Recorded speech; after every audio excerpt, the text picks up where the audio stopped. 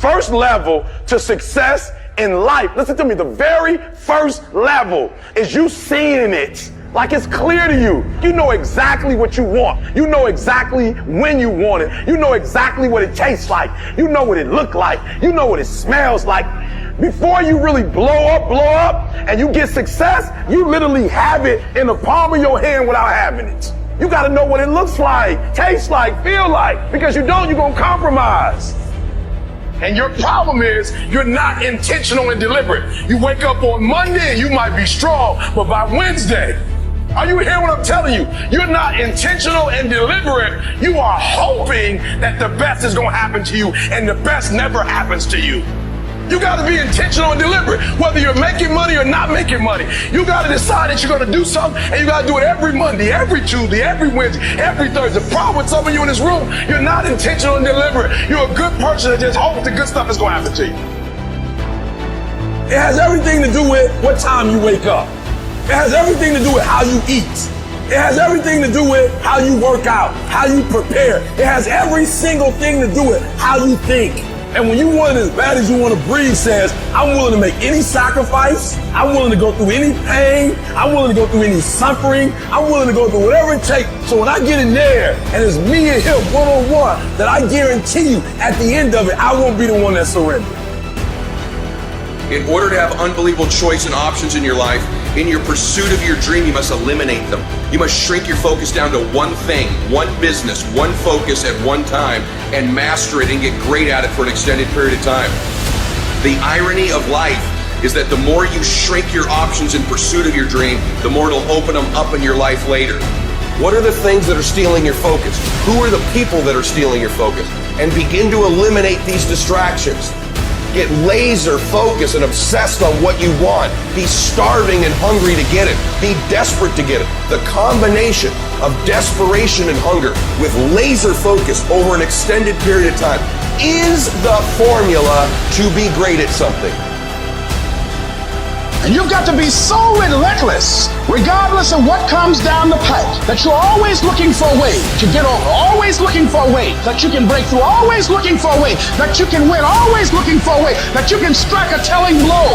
But you got to understand, you can always get a little bit better. You can always excel a little bit more. You can always push it a little further. You can always climb a little bit higher. You can always better your best. You can always go beyond anything that you have ever done. And so all you're looking for are new breakthroughs through practice and practice. You'll get better and better. And when you know what you want, you will do anything it takes to get it.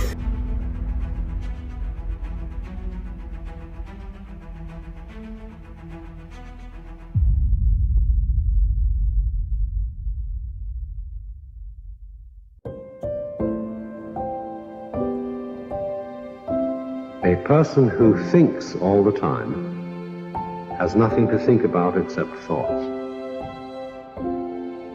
So, he loses touch with reality and lives in a world of illusions. We are so tied up in our minds that we've lost our senses. Time to wake up. What is reality? It isn't material, that's just an idea. Reality is this. Whoever it is that you want to be, no matter how many times you may have failed at attempting to become that person leading up to this point, you can still become that person. You're going to decide who that is. You're going to hold that ideal in your mind, and you're going to force yourself to act in accordance. You are going to tell people what you're up to. And if you really have some balls, you're going to tell people that want you to fail. Because that, believe it or not, that's who's going to come to your rescue in your darkest hours of wanting to give up. It's going to be remembering that out there is someone who's laughing at you, who wants you to fail, that's talking behind your back about how you're never going to achieve it, and then imagine how rad it will be when you actually do achieve it. And so I've been intrigued with, can you be committed to the process of what you do without being emotionally attached to the result of what you do? Because a lot of people can be committed to the process of what they do if the results don't change. But the moment the result or the outcome changes of what they're chasing, they shut it down or they quit simply because the result changed. So can we be committed to the process of what we do, but not emotionally to the result of what we do, understanding every day I get up and give everything I got to everything I'm a part of simply because this is who I am. Like the only thing I need every day of my life is 86,400 seconds. That's it. Like I don't need some reward. Like I don't need, the only thing I need is breath in my body, and I'm flat out going to get it. One of the things you have to understand about life is everything changes and everything ends. And that kind of sounds heavy on the front end, but it's a truth. If everything changes and everything ends, number one, it should make you appreciate what you have right now. And then my view is, what's next is always better. If I make it so, it's my job to make it so.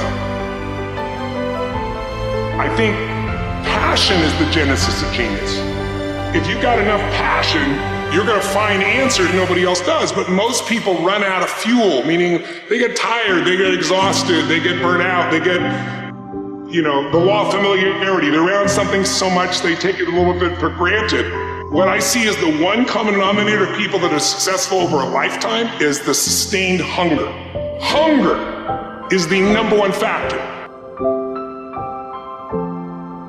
That in order to move forward, you move forward by taking the next right step. You don't have to know all the steps to make, just what is the next right move.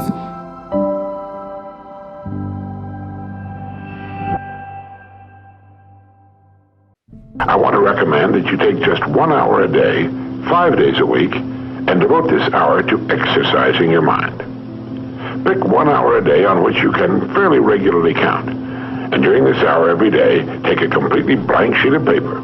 At the top of the page, write your present primary goal, clearly, simply. Then, since our future depends upon the way in which we handle our work, write down as many ideas as you can for improving that which you now do. Try to think of 20 possible ways in which the activity that fills your day can be improved. You won't always get 20, but even one idea is good. Now remember 2 important points with regard to this. 1, this is not particularly easy, and 2, most of your ideas won't be any good. Now when I say it's not easy, I mean it's like starting any new habit. At first you'll find your mind a little reluctant to be hauled up and out of the old familiar rut.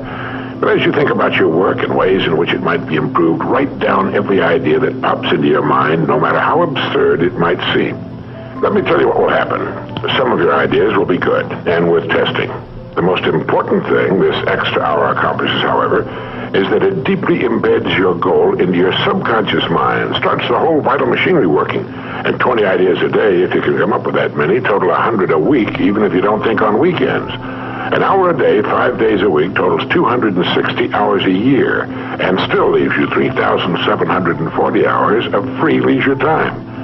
Now this means you'll be thinking about your goal and ways of improving your performance, increasing your service, 6.5 full extra working weeks a year.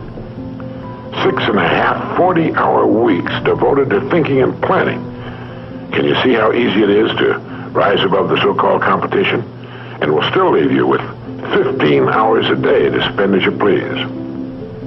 Starting each day thinking, you'll find that your mind will continue to work all day long. You'll find that at odd moments, when you least expect it, really great ideas will begin to pop into your mind. And when they do, write them down as soon as you can. Just one great idea can completely revolutionize your work and, as a result, your life.